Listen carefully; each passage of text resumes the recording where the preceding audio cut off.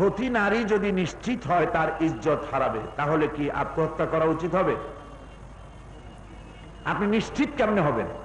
আপনি যেটাকে নিশ্চিত মনে করেন সেটা তো নিশ্চিত নাও হতে পারে, আত্মহত্যা করতে পারবেন না। হযরত ইউসুফ আলাইহিস সালাম তাকে যখন জুলাইখা প্রেম নিগড়ে আবদ্ধ করলো, উলঙ্গ ছবি দিয়ে ঘরটা ভরে রাখলো, দরজাগুলিতে তালা লাগায় রাখলো, পালাবার কোন রাস্তা নাই, নিশ্চিত ভাবে ইউসুফ আলাইহিস সালামের চরিত্র ধ্বংস হবে এমন একটি পরিস্থিতির মোকাবেলা তাকে করতে হলো। কিন্তু তিনি তো আত্মহত্যার পথের দিকে যান নাই। তিনি কি করেছিলেন? তিনি আল্লাহ পাককে ভয় করে তালাবদ্ধ দরজার দিকে দৌড় মেরেছিলেন।